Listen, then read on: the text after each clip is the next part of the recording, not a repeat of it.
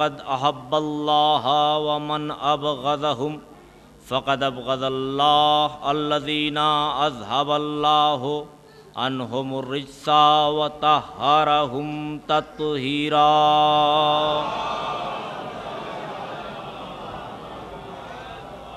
ولعنۃ اللہ علی اعدائہم اجمعین۔ اما بعد فقد قال اللہ تبارک وتعالی وقولہ الحق۔ بسم اللہ الرحمن الرحیم۔ لقد خلقنا الانسان فی احسن تقویم۔ صلوات پڑھ دیں۔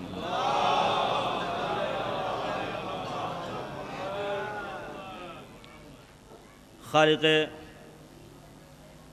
کائنات اپنی پاک و پاکیزہ کتاب قرآن مجید،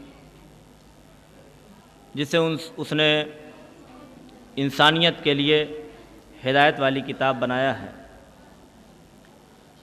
وہ پاکیزہ کتاب جسے قرآن کہا جاتا ہے، جسے پروردگار نے لیلۃ القدر میں نازل کر کے شب قدر کی قدر اس قدر بڑھا دی کہ 1000 مہینے کی راتوں سے بہتر بنا دیا، اور ساری کائنات کو آواز دی۔ دنیا والوں، یہ سوچنے کی بات ہے کہ قرآن جس رات میں نازل ہو وہ 1000 مہینے کی راتوں سے بہتر ہو جائے، قرآن جس رات میں نازل ہو وہ 1000 مہینے کی راتوں سے بہتر ہو جائے، اور قرآن جس ذات پر نازل ہو وہ تمہارے جیسا بشر رہ جائے۔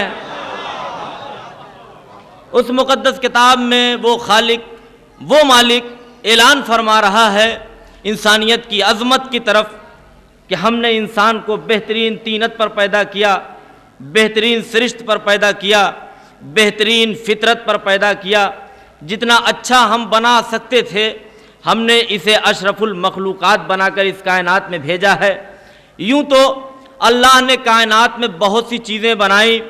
نگارستان فطرت کی زلفوں میں دست قدرت سے مشاطی اس نے کی تھی، گل و بلبل اور غنچہ و گل میں رنگ و بو کی آمیزش اس نے کی تھی، خار و گل کا چمن میں امتیاز اس نے رکھا تھا، کوثار اس نے بنا رکھے تھے، دریا اس نے بنا رکھے تھے۔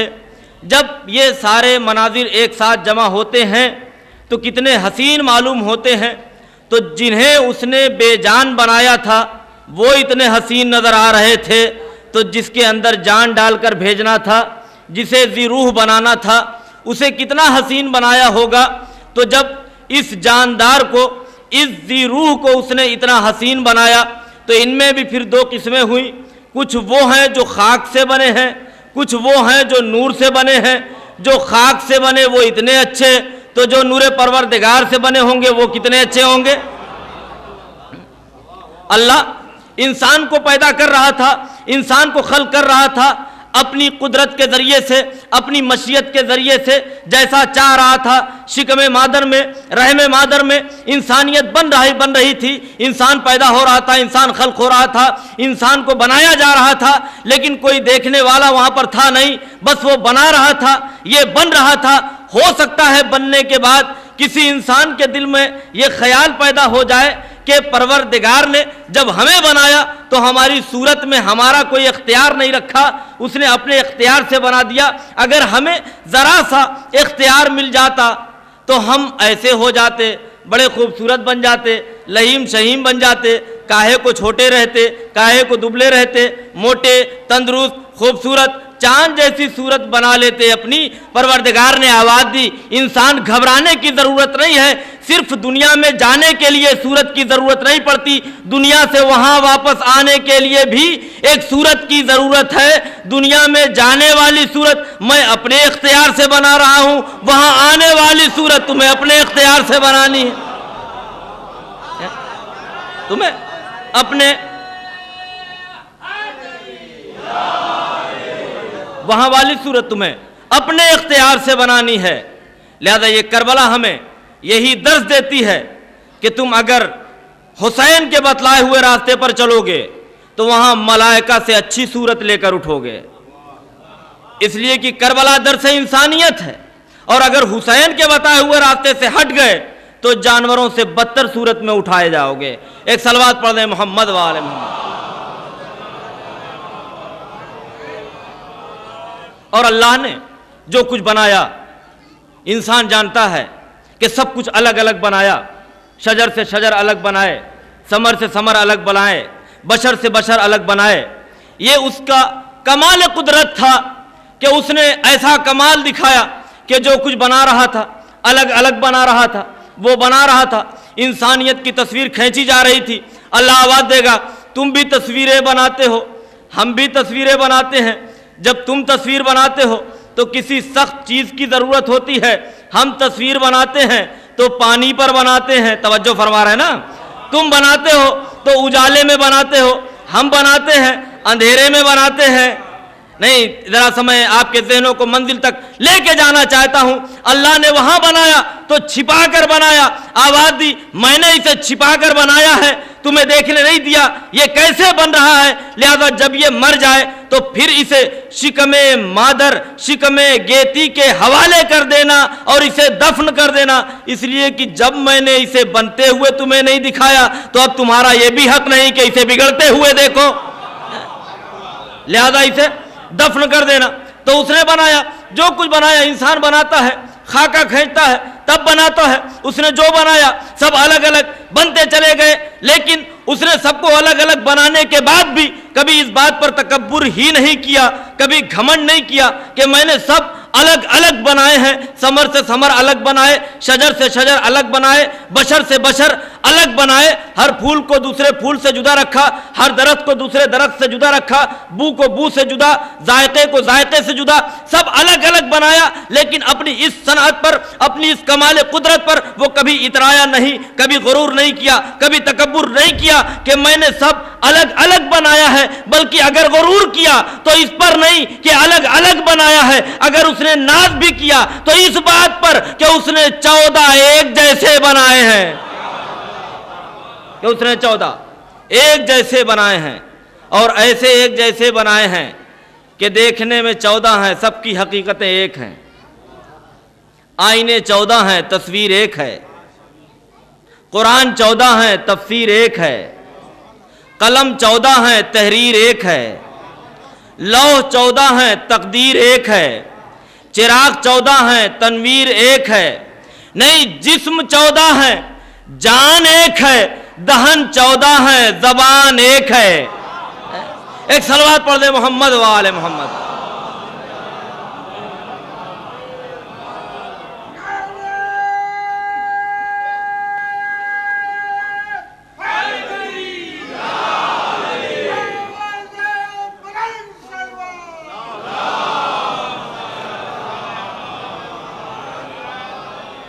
اللہ نے انہیں اپنے نور سے خلق کیا تھا، لہذا ان کی رفتار، ان کا کردار، ان کی گفتار ایک جیسی نظر آ رہی ہے۔ کوئی اپنے ایک بیٹے کی ذمہ داری نہیں لے سکتا۔ پیغمبر اپنی بیٹی کی نسل سے آنے والے 11 بیٹوں کی ذمہ داری لے رہے ہیں کہ اس کا قول میرا قول، میرا قول اس کا قول۔ کتنا اعتبار ہے امامت پر، اس نبوت کو، اس فخر مرسلین کو۔ لوگ کہتے ہیں جناب لیجئے بات شروع کرتے ہیں آپ لوگ پیغمبر کی اور درمیان میں چھیڑ دیتے ہیں اہل بیت کا تذکرہ۔ ہم نے کہا بھائی یہ ہماری مجبوری ہے، ہم کیا کریں؟ ہماری نہیں، یہ تو قرآن کی بھی مجبوری ہے کہ اہل بیت کا تذکرہ نہ ہو، پیغمبر کا ذکر ہو جائے، یہ قرآن کے بس کی بات نہیں۔ یہ تو اللہ کے لیے بھی ناممکن ہے کہ محمد کا تذکرہ ہو، آل محمد کا تذکرہ نہ ہو۔ یہ ہو سکتا ہے کہ کسی اور کے ہاں ممکن ہو، لیکن اللہ کے ہاں یہ ممکن نہیں ہے۔ کہنے لگے کیوں ممکن نہیں ہے؟ قرآن میں اللہ نے پیغمبر کی تعریف کی، کہا والشمس وضحاہا، آنکھوں کی تعریف کی، کہا والنجم اذا ہوا، زلفوں کی تعریف کی، کہا واللیل اذا سجا، دل کی تعریف کی، کہا ما کذب الفؤاد، دل تو پیغمبر کا کبھی جھوٹ سوچتا ہی نہیں ہے۔ ہم نے کہا نادان اسی لیے تو کہ قرآن کبھی کافی ہو ہی نہیں سکتا۔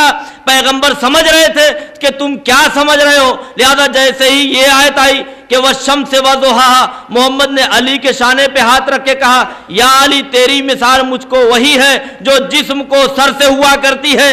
جب قرآن نے کہا والنجم اذا ہوا، پیغمبر تیری آنکھیں کتنی خوبصورت ہیں، پیغمبر کی آنکھوں کی قسم کھائی، پیغمبر نے ایک دانوں پر حسن کو ایک دانوں پر حسین کو بٹھا کے فرمایا الحسن والحسین عینایا، حسن اور حسین میری آنکھیں ہیں۔ قرآن نے کہا ما کذب الفؤاد، محمد تمہارا دل کبھی جھوٹ سوچتا ہی نہیں۔ پیغمبر نے فاطمہ کی پیشانی کا بوسہ دے کے فرمایا فاطمہ تو بذت منی، فاطمہ میرے جگر کا ٹکڑا ہے۔ صلوات پڑھ دے محمد وآل محمد۔ توجہ فرما رہے ہیں کہ نہیں؟ کوئی کوشش کیجئے، ہو سکتا ہے کوئی صورت نکل آئے کہ پیغمبر کا ذکر ہو جائے، آل محمد کا تذکرہ نہ ہونے پائے۔ ہم نے کہا بھائی یہ انسان کے مزاج سے خارج ہے، ہو ہی نہیں سکتا، کہنے ذرا سا کر کے دکھائیے۔ ہم نے کہا ہم بعد میں کریں گے، پہلے آپ ذرا ہمیں تعریف کا طریقہ بتا دیجئے۔ کہنے کیا مسئلہ ہے؟ ہم نے دیکھا ایک درخت، ہم نے کہا ذرا اس درخت کی تعریف کر دیجئے۔ کہنے مولانا درخت کی تعریف، یہ کیا پہلی مرتبہ آپ نے دیکھا ہے درخت؟ ہم نے کہا بھائی دیکھنے کی بات نہیں ہے، ہم صرف یہ چاہتے ہیں کہ آپ اس درخت کی تعریف کر دیجئے۔ کہنے لگے مولانا ذرا اس کی شاخوں کو دیکھیے، اس کی شاخیں کتنی اچھی ہیں، کتنی حسین ہیں، کتنی خوبصورت ہے، کیا لچک رکھی ہے اللہ نے۔ ہم نے کہا عجیب نادان انسان ہے، ہم آپ سے درخت کی تعریف کرنے کے لیے کہہ رہے ہیں، آپ اس کی شاخوں کی تعریف کر رہے ہیں۔ کہنے لگے اچھا ٹھیک ہے، گئے ایک پتی توڑ کے لائے اور لانے کے بعد دکھانے لگے مولانا دیکھیے اللہ نے کتنی حسین پتیاں بنائی ہیں، کیا ہرا رنگ رکھا ہے، کیا نقش و نگار اللہ نے رکھے ہیں۔ ہم نے اس پتی کو اٹھایا پھینک دیا، ہم نے کہا ہم نے آپ سے کہا ہے درخت کی تعریف کرنے کے لیے، آپ اس کے پتوں کی تعریف کر رہے ہیں۔ کہا اچھا ہو سکتا ہے مولانا کو خوشبو پسند ہو۔ گئے ایک پھول توڑ کر لے کے آئے، کہہ لے مولانا ذرا اس پھول کو سونگھ کر دیکھیے، مشام جان معطر ہو جاتی ہے۔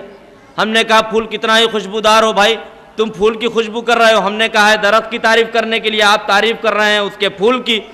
تو کہا کہ شاید مولانا ایسے نہیں مانیں گے انہیں جب تک پھل نہ لا کے دے دیا جائے، لہذا ایک پھل توڑا اور لے کر آئے، کہنے مولانا ذرا اسے چکھ کے دیکھیے، کھا کے دیکھیے، کیا شیرین ذائقہ اللہ نے اس کا رکھا ہے، کتنا خوشبودار پھل ہے، کبھی آپ نے ایسا پھل کھایا نہیں ہوگا۔ ہم نے کہا بھائی کتنا ہی اچھا پھل کیوں نہ ہو، مسئلہ پھل کا نہیں ہے، آپ ذرا اس درخت کی تعریف کیجئے۔ کہنے لگے مولانا آپ بھی عجیب آدمی ہے، کیسے مجلس پڑھتے ہوں گے ممبر پہ، ہماری سمجھ میں نہیں آتا، یہ بتائیے کیا کسی درخت کی تعریف اس کی شاخوں کے بغیر، اس کے پتوں کے بغیر، اس کے پھولوں کے بغیر، اس کے پھلوں کے بغیر ہو سکتی ہے؟ ہم نے کہا بھئی یہی تو ہم بھی سمجھانا چاہتے ہیں کہ جب تمہارے درختوں کی تعریف اس کی شاخوں کے بغیر، اس کے پتوں کے بغیر، اس کے پھولوں کے بغیر، اس کے پھلوں کے بغیر نہیں ہو سکتی، تو شجرہ نبوت کی تعریف اس کے پتوں کے بغیر، اس کے پھولوں کے بغیر کیسے ممکن؟ صلوات پڑھ دے محمد وآل محمد۔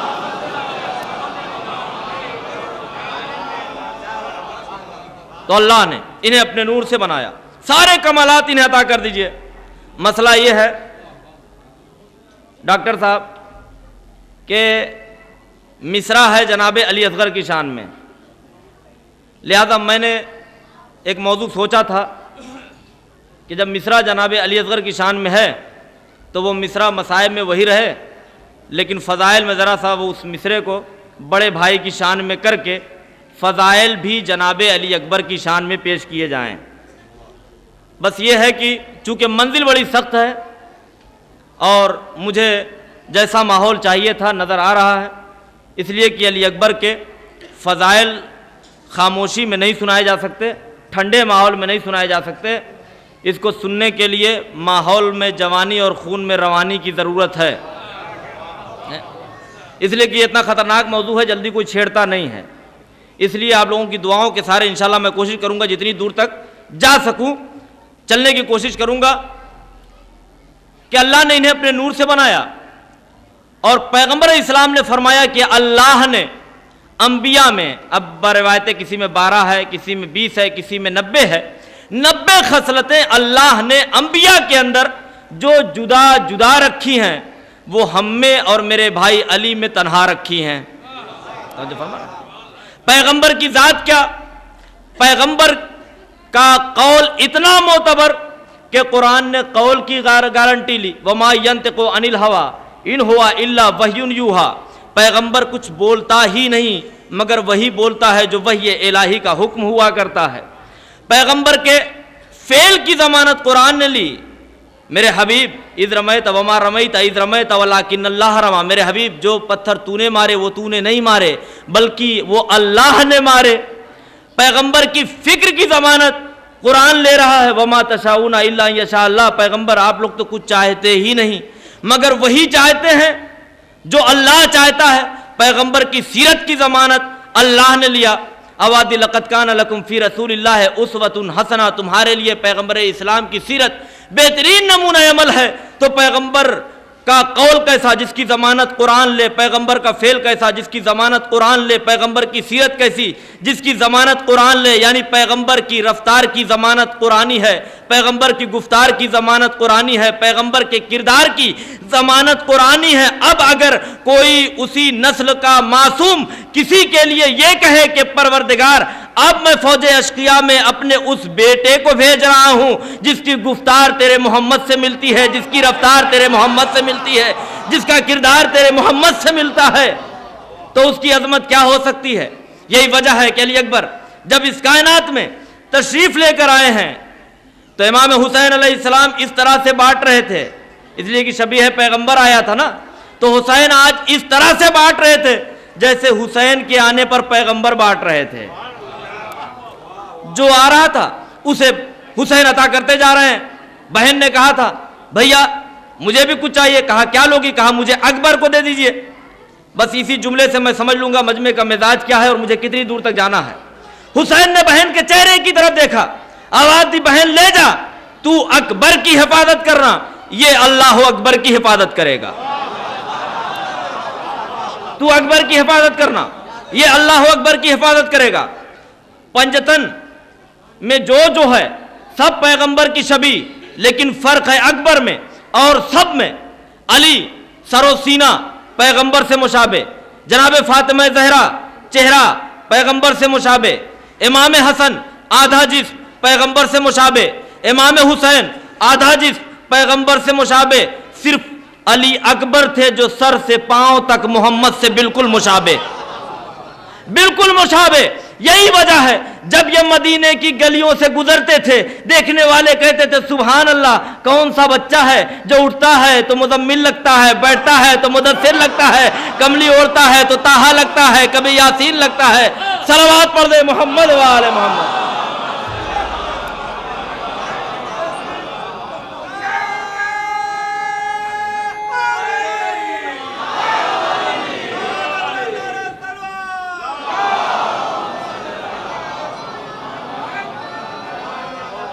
یہ ہے شان علی اکبر علیہ السلام، وہ علی اکبر حسین کا بیٹا جو رسول سے سراپا مشابہ، سر تپا مشابہ، وہ بیٹا جب مقتل کے لیے خیمے سے روانہ ہوا۔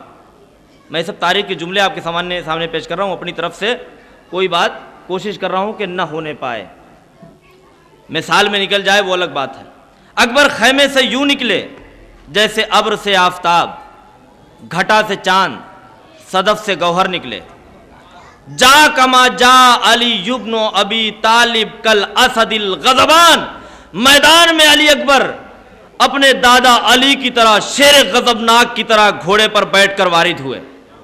جب میدان کی طرف بڑھے تو دیکھنے والوں نے دیکھا کہ یوں تو علی اکبر حسین کا بیٹا ہے، لیکن آواز محمد کی، انداز علی کا، عمر فاطمہ کی، خو حسن کی، لہو حسین کا۔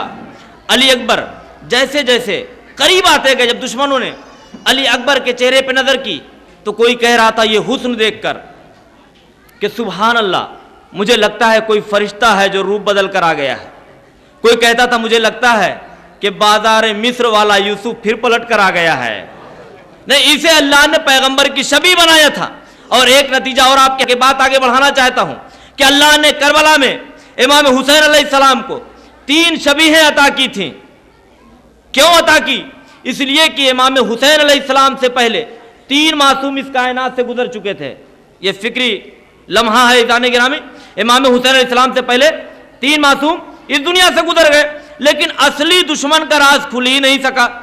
پیغمبر اسلام چلے گئے لیکن جو حقیقی دشمن تھے ان کا راز کھل نہ سکا۔ علی اس دنیا سے چلے گئے، ابن ملجم پکڑا گیا، پردے کے پیچھے والا ملزم فرار کر گیا۔ امام حسن علیہ السلام کو زہر دیا گیا، زوجہ کا نام آیا، کچھ لوگوں نے مانا، کچھ لوگوں نے مانا بھی نہیں، اور اگر مان بھی لیا تو لوگوں کو پتہ ہی نہیں چلا کہ زہر دیا تو اس نے تھا لیکن اسے کہاں سے ملا تھا۔ توجہ فرما رہے ہیں؟ بس ان کی شہادت سے راز میں رہ گئی تھی۔ 3 معصوم، کون؟ پیغمبر اسلام، مولائے کائنات امام حسن علیہ السلام۔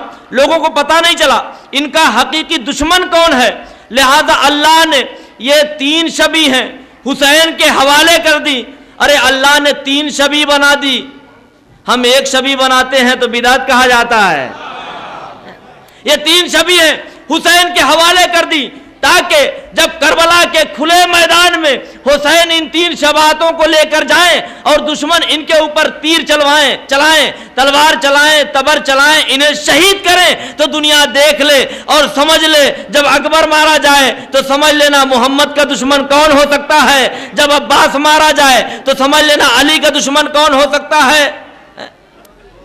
اور جب قاسم مارا جائے تو سمجھ لینا حسن کا دشمن کون ہو سکتا ہے۔ یہ اللہ نے 3 شباہتیں عطا کی امام حسین علیہ السلام کو میدان کربلا میں۔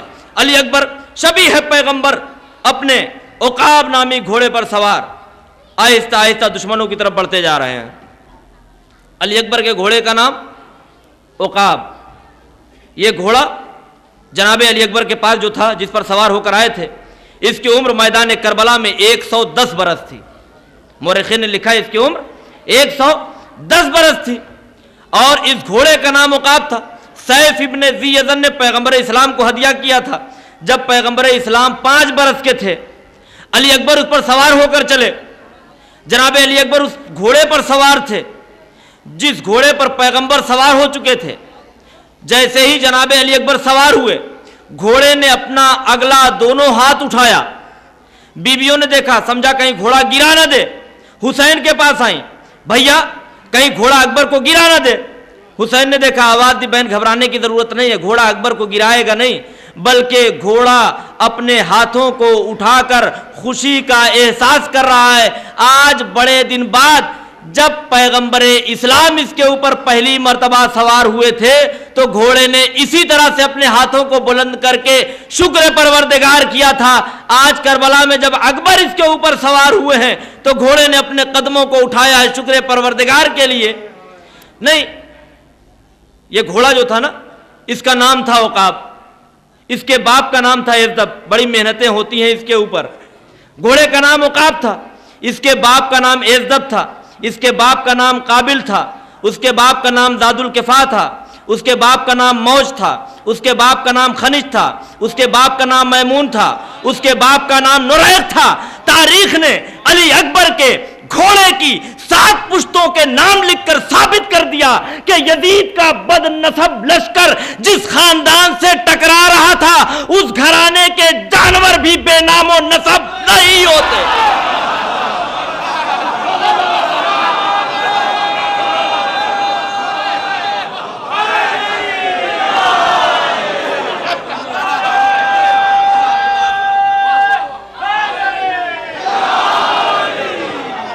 جس خاندان سے یزید کا بد نسب لشکر ٹکرانے کی کوشش کر رہا تھا۔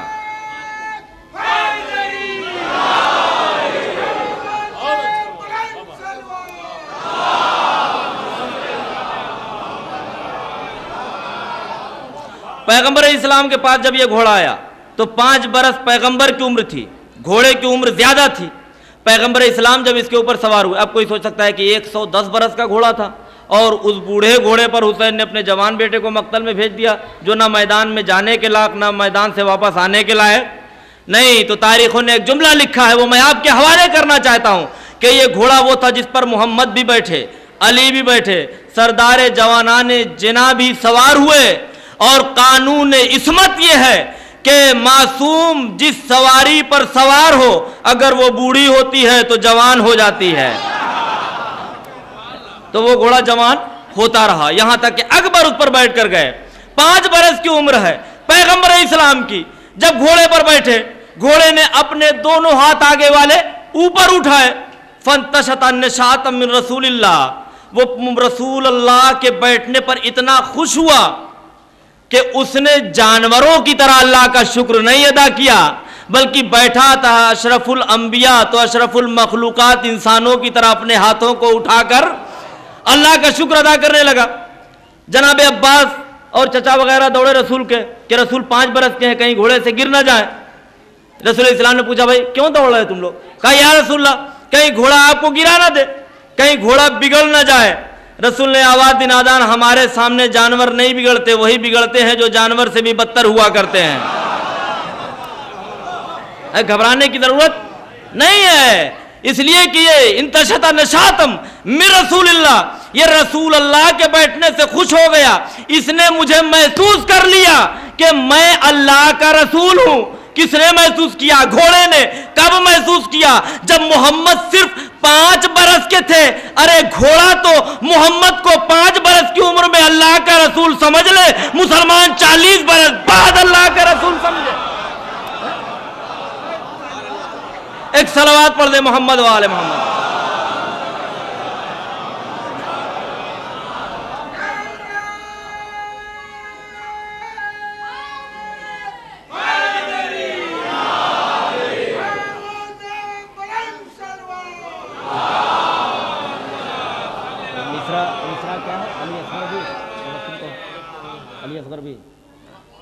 میں نے اس مصرے کو جو تھوڑا سا تبدیل کیا ہے کہ علی اکبر بھی فصاحت کا ہنر جانتا ہے۔ علی اکبر بھی فصاحت کا ہنر جانتا ہے۔ اکبر جب چلے میدان کی طرف، لوگوں نے دیکھا علی اکبر کو، میں نے کہا نا ایک طرح کا بھئی ایسا ہے کہ ذرا سا آپ لوگ اور آگے آ جائیے، کچھ لوگ شاید ہو سکتا ہے کہ بیٹھنا چاہتے ہوں، میں سب کے لیے حسن ظن رکھتا ہوں، چونکہ بہرحال فرش عزا پر بیٹھنے کا کچھ اور ہی انداز ہے اور کچھ اور ہی اعجاز ہے اس کا اور کچھ اور ہی ثواب ہے، اس لیے کہ بہرحال اگر جگہ ہو تو بہتر ہے کہ جس طرح سے اور لوگ بھی بیچارے زمین پر بیٹھے ہوئے ہیں غم حسین منانے کے لیے، جو لوگ آ سکتے ہیں، جو مجبور ہیں ان کے لیے کوئی مسئلہ نہیں ہے، جنہیں کام دام دیکھنا ہے وہ اپنا کھڑے رہیں، کوئی مسئلہ نہیں۔ ایک صلوات پڑھ دیں محمد و آل محمد۔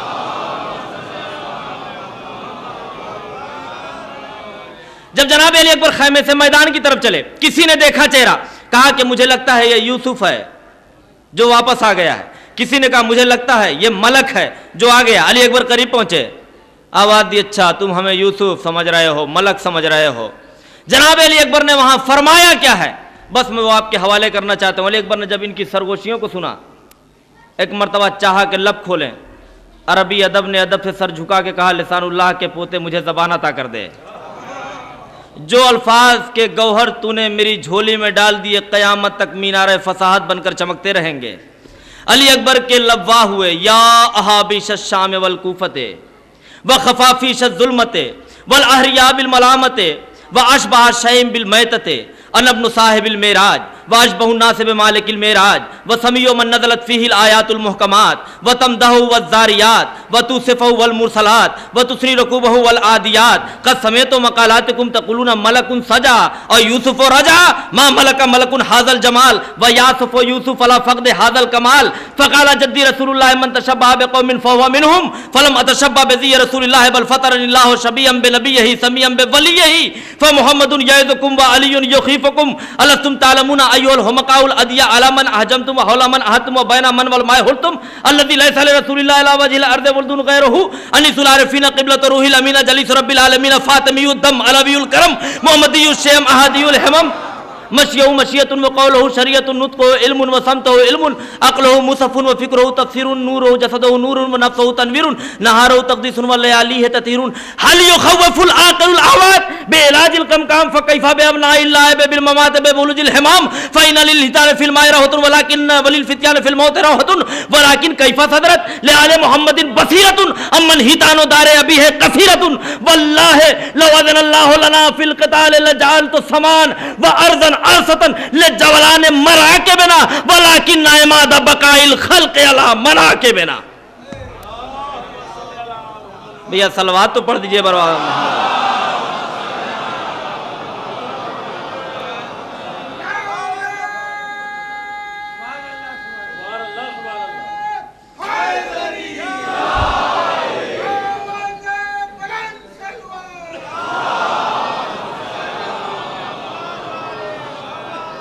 جناب علی اکبر فرماتے ہیں یا احابیش الشام والکوفت وخفا فیش الظلمت والاحیا بالملامت.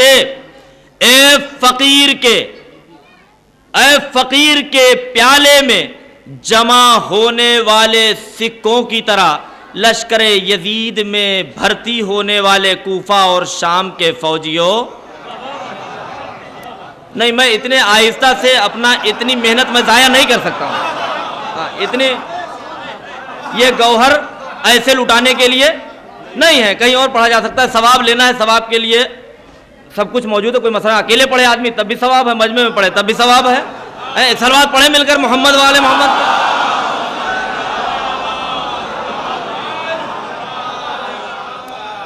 آبادی کوفے اور شام کے بھرتی کے فوجیوں.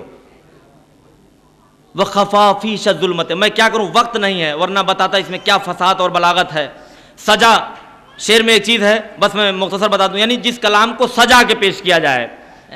قافیہ اور ردیف لوگ دیکھتے ہیں، جبکہ بہتر کلام وہ مانا جاتا ہے جس میں اگر مصرے پہلے مصرے میں جیسا لفظ پہلا والا ہے ویسے ہی دوسرے مصرے میں بھی پہلا لفظ اگر اسی وزن کا ہو تو اس کا لطف کچھ اور بڑھ جاتا ہے. باتیں اگر مقفع ہوں، مرصع ہوں، مسجع ہوں تو اس کا لطف کچھ اور ہو جاتا ہے. جناب علی اکبر کے اس کلام میں آپ کو ساری خصوصیتیں شعری اور نثری ملے گی. یہاں پر پہلے میں اگر کہا احابیش تو دوسرے میں کہا خفافیش. وخفافیش الظلمہ. اب ذرا سا تشریح کی ضرورت ہے. خفافیش جمع ہے خفاش کی، اور اس کا ترجمہ بعد میں کروں گا. علی اکبر کہہ رہے ہیں کہ تم نے حسین کو چھوڑ دیا، یزید سے لپٹے ہوئے ہو. جو مرکز انوار تھا اسے تم نے چھوڑ دیا، جو مرکز ظلمت تھا اس سے لپٹے ہوئے. کیوں؟ وخفا فیش الظلمت. اے اندھیرے کی چمگادڑو. وخفا فیش الظلمت والاحیا بالملامت. ملامت کے مستحق لوگ ہو. واشبہ شیء بالمیتۃ. مردار نجس سے مشابہ لوگ ہو. شکل انسان کی ہے لیکن روح مردار نجس کی ہے. آبادی انا ابن صاحب المعراج. ابھی تک ان کا بتلا رہے تھے، اب اپنا شروع کیا. آبادی انا ابن صاحب المعراج و اشبہ الخلق بمالک المعراج. آبادی تم ہم سے ٹکراتے ہو، اپنی حیثیت نہیں دیکھتے، ہماری منزلت نہیں دیکھتے، اپنی پستی نہیں دیکھتے، ہماری بلندی نہیں دیکھتے. تم کون ہو، ہم کون ہیں؟ تم مردار سے مشابہ ہو، ہم احمد مختار سے مشابہ ہیں. واشبہ واجب الناس بمالک المعراج وسمیع من نزلت فیہ الآیات المحکمات وتمدہ والزاریات. آوادی میں ہم شکل ہوں. اب اپنا دوہرا رشتہ بتلا رہے ہیں محمد اور علی سے. آوادی ہم شکل ہوں اس محمد کا جو ایک لمحے میں شب کی تاریکی میں عالم امکان کی آخری سرحد کو اپنی جوتیوں سے روند کر زمین پر واپس آ گیا. میں ہم شکل ہوں اس محمد کا اور ہم نام ہوں اس علی کا جو عمل پہلے کرتا تھا آیتیں بعد میں اترتے تھے. وَتَمْدَحُ وَالزَّارِيَاتِ. وَالزَّارِيَاتِ جس کی مدح کرتا ہے. وَتُوصِفُهُ وَالْمُرْسَلَاتِ. کون علی؟ والمرسلات جس کی صفت بیان کرے. وَتَمْدَحُ وَالزَّارِيَاتِ وَتُوصِفُهُ وَالْمُرْسَلَاتِ وَتُثْنِي رَكُوبَهُ وَالْعَادِيَاتِ. کون علی؟ اللہ جس کے گھوڑے کی سموں کی رگڑ سے اٹھنے والی چنگاری کی قسم قرآن میں کھاتا ہے. وہ علی میں اس کا ہم نام ہوں. آوادی قد سمعت مقالاتکم. میں تمہاری گفتگو کو سن رہا تھا. تقولون تم یہی کہہ رہے تھے نا ملک سجا اور یوسف و رجا. تم یہی سوچ رہے تھے اور یہ کہہ رہے تھے آپس میں کہ کوئی فرشتہ ہے جو روح بدل کر آ گیا ہے یا عزیز مصر والا یوسف ہے جو پھر پلٹ کر واپس آ گیا. آوادی تمہاری اوقات ہی اس سے اوپر سوچنے کی ہے ہی نہیں. تمہارے لیے فرشتہ ہی ہوا بنا ہوا ہے، تمہارے لیے یوسف ہی سب کچھ ہے. جبکہ فرشتہ ہمارے گھر کا غلام کہاں، ہم اس گھر کے شہزادے کہاں. ما ملک ملک ھذا الجمال. ما ملک ملک جس کا جیسا نام تھا ویسے ہی اسی کے نام کا فعل بھی نکالا ہے علی اکبر نے. توجہ صاحبان علم کے لیے میں یہ جملہ کہہ رہا ہوں. اگر ملک کی بات آئی کہا ما ملک ملک. کوئی ملک مالک نہیں بن سکا اس جمال کا. اور جب یوسف کی بات آئی تو فعل کون سا استعمال؟ وَيَاسُفُ یوسف علی فقد ھذا الکمال. اور یوسف کو رہی بات یوں کہہ رہے تھے نا یوسف آیا ہے، کہا یوسف ہمارے سامنے کیا ہے؟ یوسف آج بھی اپنی قبر میں کروٹ بدل بدل کے مجھے دیکھ کے یہی کہتے کاش میں علی اکبر جیسا ہوتا. وَيَاسُفُ یوسف علی فقد ھذا الکمال. اور یوسف کو بھی آج تک افسوس ہے اس کمال کے حاصل نہ ہونے کا. ایک صلوات پڑھ دے محمد وآل محمد.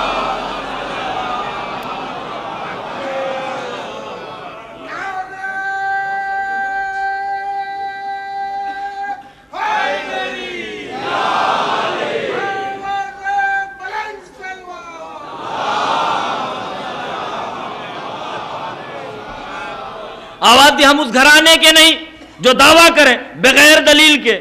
آواز دی ایسا کیوں ہے کہ میں فرشتے جیسا نہیں, میں یوسف جیسا نہیں. آواز دی فقال جدی رسول اللہ من تشبہ بقوم فہو منہم, میرے جد پیغمبر نے فرمایا ہے جو جس قوم سے مشابہ ہو جائے اس کا شمار انہی میں سے ہوتا ہے. بھائی توجہ, جو جس میں سے جس سے مشابہ ہو جائے اس کا شمار اسی قوم میں سے ہوتا ہے. اگر کوئی کان میں آلہ لگا کر چلا ہے تو آپ کیا سمجھیں گے, کون ہے؟ ڈاکٹر سمجھیں گے. اگر امامہ لگا کر کوئی آ جائے آپ آگے جگہ دیجئے گا یا پیچھے کھڑا کر دیجئے گا؟ آگے جگہ دیں گے نا. کیوں بھائی؟ امامہ لگا ہے. آپ نام جانتے ہیں؟ کہا نام نہیں جانتے. کہاں پڑھے ہیں جانتے ہیں؟ کہا یہ بھی نہیں جانتے. کیا کرتے ہیں؟ کہا یہ بھی نہیں پتا. کیسے پتا کہ مولانا ہے؟ کہا کہ مشابہت مولانا والی ہے. اور ہو سکتا ہے کہ کوئی مذاق میں پہن کے چلا آیا ہو, دور سے دیکھنے میں یوں لگا ہو کہ امامہ لگا ہے لیکن کوئی پگڑی باندھے ہوئے اپنی چلا ہے, لیکن دور سے یہی شمار کیا جائے گا کہ وہ عالموں میں سے. پتہ نہیں حقیقت میں کیا ہے. علی اکبر نے آبادی کپڑے پہن پہن کے لوگ مشابہ بنتے ہیں, لیکن فلم اتشبہ بذی رسول اللہ, میں محمد کی شبیہ کپڑے پہن کے نہیں بنا, میں محمد کی شبیہ کپڑے پہن کے نہیں بڑھا, زلفیں بڑھا کے نہیں بنا, سرما لگا کے نہیں بنا. میں محمد سے مشابہ نہیں ہوا کپڑے پہن کے, زلفیں بڑھا کے, سرما لگا کے. پھر کیا؟ اوادی بل فطرنی اللہ شبیہم بنبیہ سمیعم بولیہ, بلکہ اللہ نے مجھے خلقت میں محمد بنایا, نام میں علی بنایا ہے. خلقت میں محمد,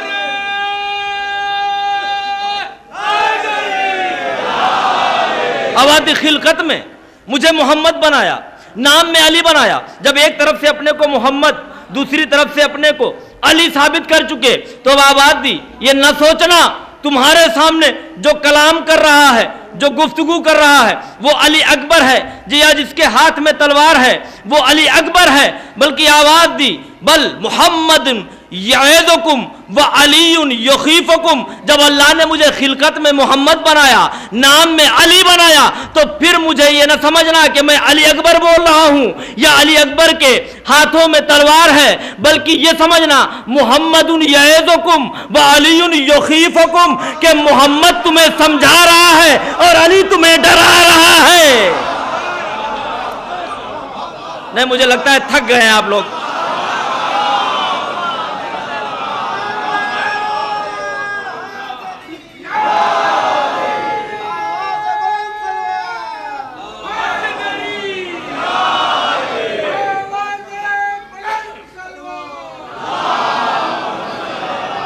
اوادی فمحمد یعظکم وعلی یخیفکم.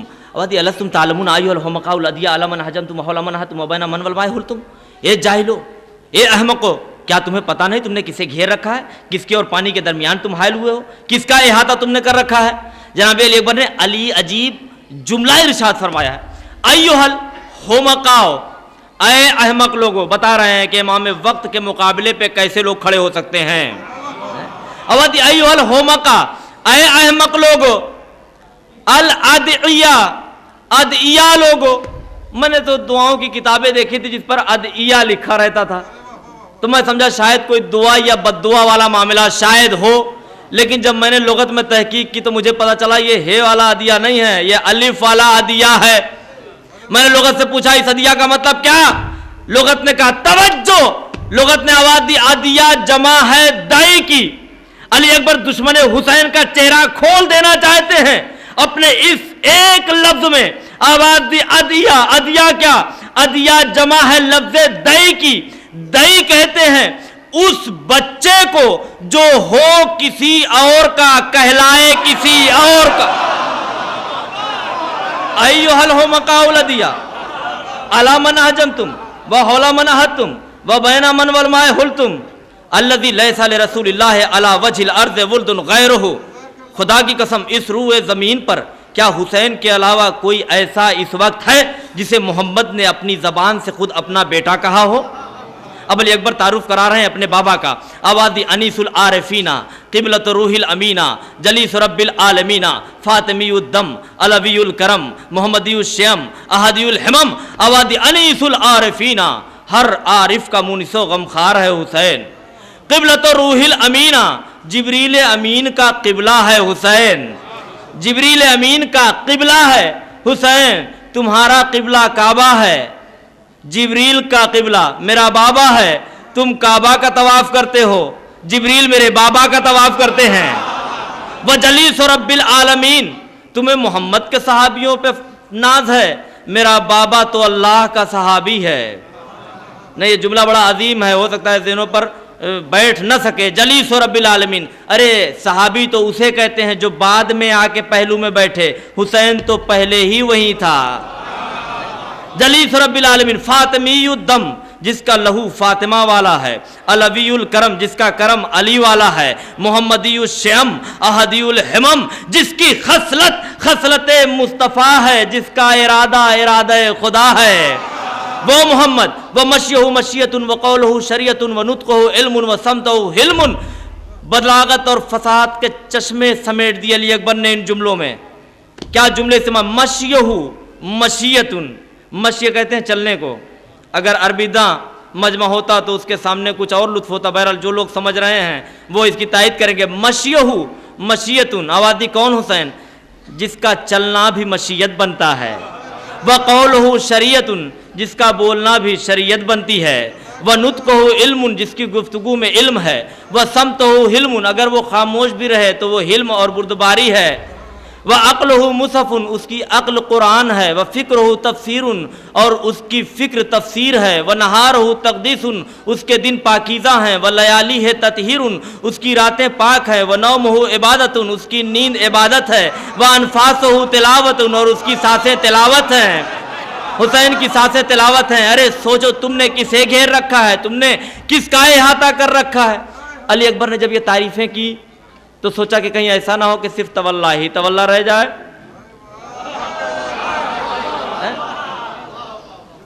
اور اب جو جملہ میں آپ کے حوالے کر رہا ہوں، تاریخ ادب، چاہے وہ عربی ہو، چاہے وہ اردو ہو، چاہے وہ انگریزی ہو، چاہے وہ فارسی ہو، دنیا کی کوئی بھی زبان ہو، اس میں آج تک ایسی مثل دی ہی نہیں گئی جو کسی کو ڈرائے، موت کی دھمکی دے۔ بہت سی چیزیں کہی جاتی ہیں، لیکن جو جناب علی اکبر نے کنایہ استعمال کیا وہ کسی اور نے استعمال ہی نہیں کیا آج تک۔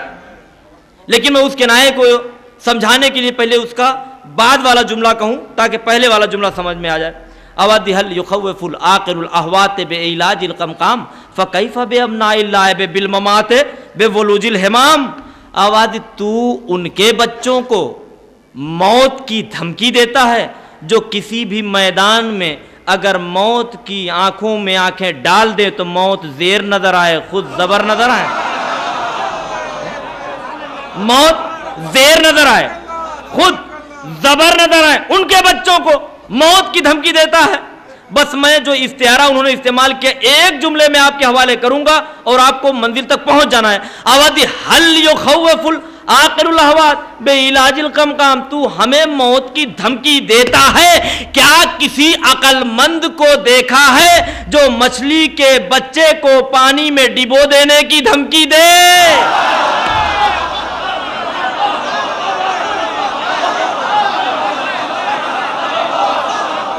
کیا کسی عقل مند کو دیکھا ہے؟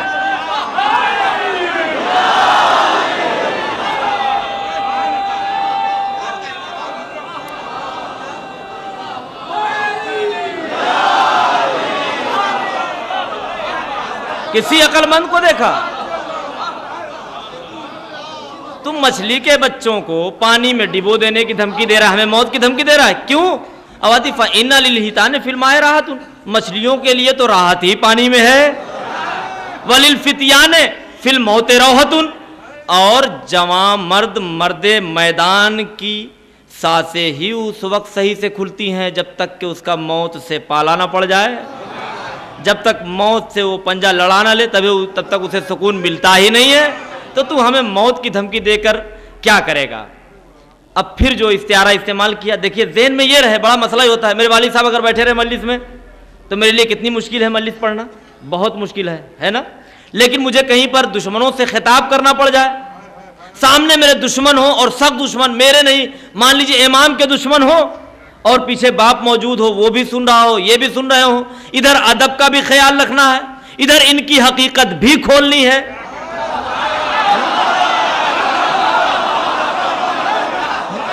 ادب کا بھی خیال ہے اور ان کی حقیقت بھی کھل جائے. ورنہ اگر حقیقت نہیں کھلے گی تو بعد میں یہی مسئلہ ہوگا کہ پتہ نہیں حسین سے جو لڑے وہ مسلمان تھے یا مسلمان نہیں تھے. مسلمان تھے یا مسلمان نہیں تھے, ایمان لائے تھے, کلمہ پڑھ چکے تھے. ارے دنیا والو, یہ فیصلہ تو حسین کے 2 بیٹوں نے مقتل میں کر دیا. حسین کے اکبر نے, شبیہ پیغمبر نے برچھی کھا کے بتا دیا کہ سامنے والا لشکر جو حسین سے لڑنے آیا ہے شبیہ پیغمبر کے اوپر تلوار اٹھاتا ہے. یاد رکھنا, فریب میں نہ آنا. اگر مسلمان ہوتے تو اکبر کو نہ مارتے, بس سامنے والا لشکر مسلمان نہیں. اور اصغر نے لبوں کو سوکھے ہوئے ہونٹوں پر پھیر کے اتمام حجت کر کے بتایا, تم ان کے مسلمان ہونے کی بات کرتے ہو جو حسین سے ٹکرا رہے. مسلمان کیا, یہ انسان نہیں, یہ انسان نہیں. کلمے کی بات کر رہے. لہذا لازم تھا کہ راز کھولا جائے. اور راز کیسے کھولا ہے؟ جو زیادہ حلال نہ ہو اس کے لیے بہت سے الفاظ استعمال کیے جاتے ہیں, بہت سے الفاظ استعمال کیے جاتے ہیں, بہت سے بوڑے الفاظ بھی استعمال کیے جاتے ہیں, بڑے خوبصورت. لیکن بہرحال کتنے بھی اچھے خوبصورت قالب ہوں, اندر جو رہے گا وہ مہک ہی جائے گا.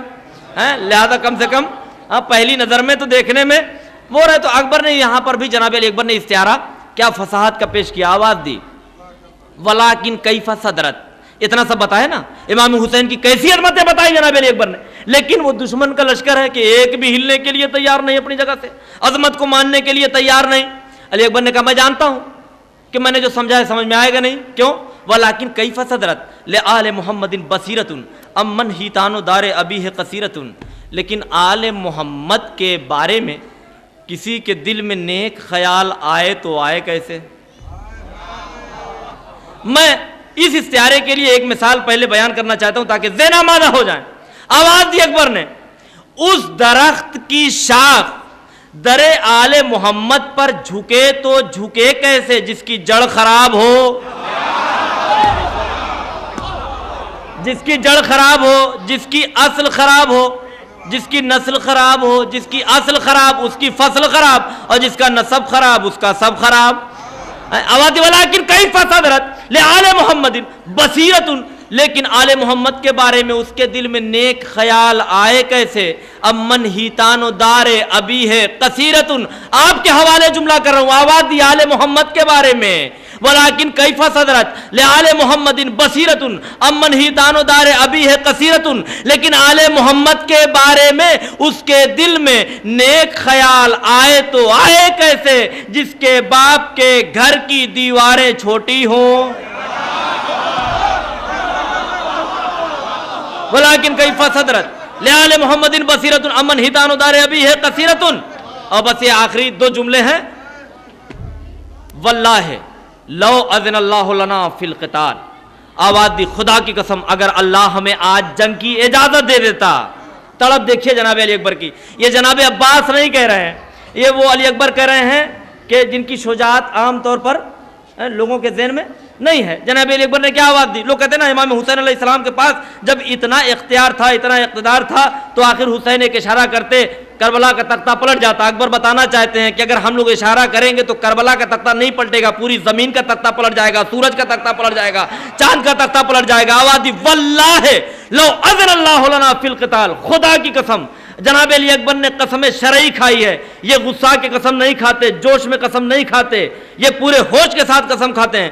آواز دی واللہ لو اذن اللہ لنا فی القتال, خدا کی قسم اگر اللہ ہمیں آج جنگ کی اجازت دے دیتا تو ہوتا کیا ہوتا میں کیسے سنا دوں اتنی سناٹی سی آواز میں. ایک مرتبہ مل کر باواز بلند نعرہ صلوات.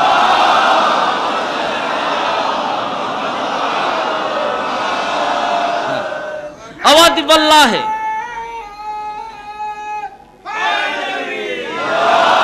لو اذن اللہ لنا فی القتال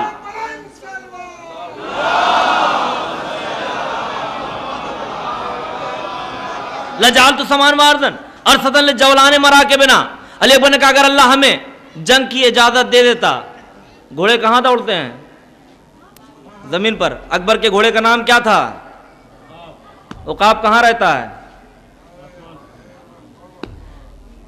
جب انسان کی فکر اپنی آخری معراج تک پہنچی تو گھوڑے دوڑانے کا جو آخری تصور انسان نے پیش کیا وہ یہی پیش کیا کہ دشت تو دشت ہے، صحرا بھی نہ چھوڑے ہم نے اور بحر ظلمات میں دوڑا دیے گھوڑے ہم نے.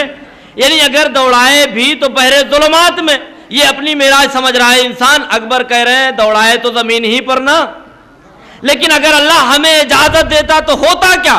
واللہ لو اذن اللہ لنا فی القتال لجعلت سمان وارضا ارضا لجولان مراکبنا. اگر اللہ ہمیں آج جنگ کی اجازت دے دیتا تو تم دیکھتے خدا کی قسم ہمارے گھوڑے صرف زمینوں پر نہیں بلکہ آسمانوں پر دوڑتے ہوئے نظر آتے.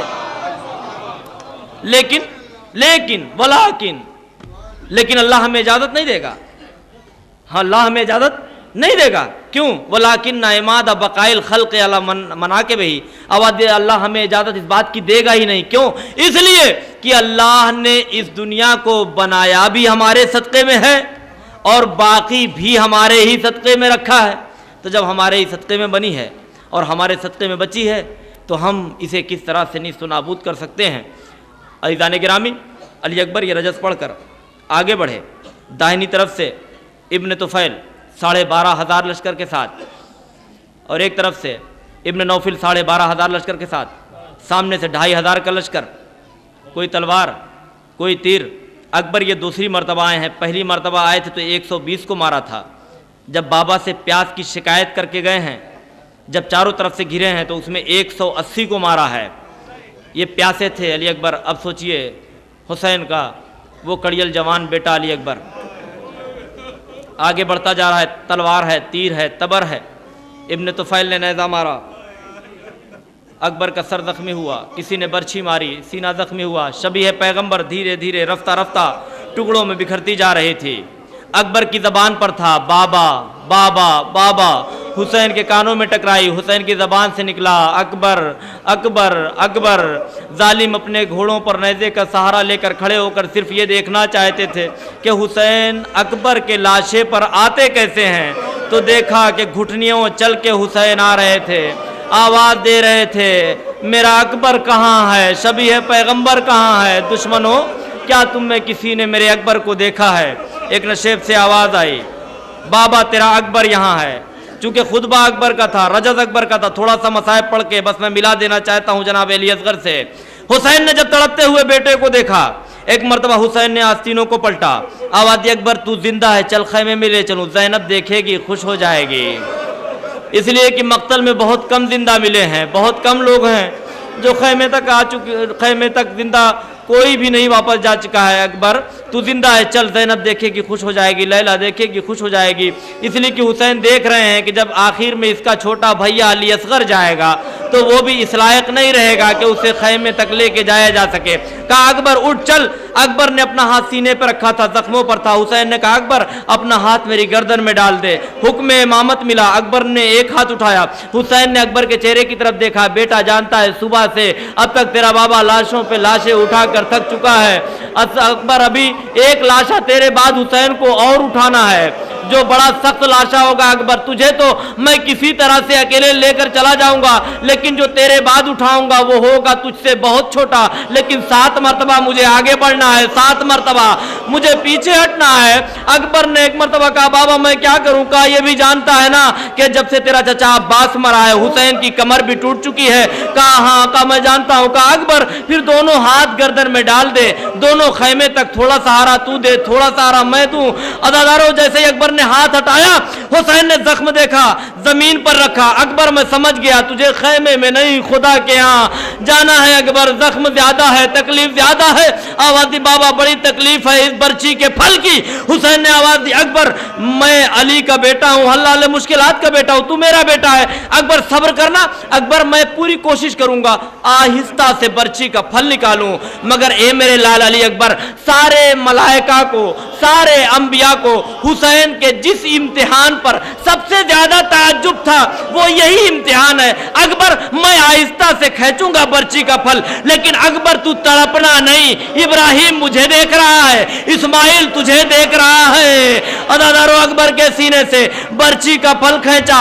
حسین نے ایک مرتبہ آنکھوں کی پتلیاں ایک جگہ رک گئی, چہرہ درد پڑنے لگا. حسین نے ہاتھ مارا رخسار پر, اکبر تھوڑی دیر ٹھہر جا, تجھے خیمے تک لے کر چلوں, اکبر تھوڑی دیر ٹھہر جا. عزادارو حسین نے یہاں برچی کا پھل بڑی آسانی سے نکال لیا, اس لیے کہ برچی ایک پھل کی تھی. کیا کرے اس علی اصغر کے گلے کا کہ گلا اتنا چھوٹا سا 6 مہینے کا, اور تیر ایک پھل کا نہیں 3 پھل کا تیر تھا. اسی لیے کسی نے امام سے پوچھا, آقا حسین کے لیے اکبر کی مصیبت عظیم تھی یا اصغر کی مصیبت عظیم تھی؟ کہا نادان, اگر اکبر کی مصیبت عظیم ہوتی تو حسین تجھے وہاں یاد کرتا. حسین نے شیعوں کو اصغر کی مصیبت میں یاد کیا. اے شیعوں, کاش کربلا میں ہوتے, دیکھتے تمہارا مولا دشمنوں سے اپنے ننھے سے بچے کے لیے پانی کیسے مانگ رہا تھا 7 مرتبہ خیمے کی طرف. انا للہ و انا الیہ راجعون. رضا بقضائے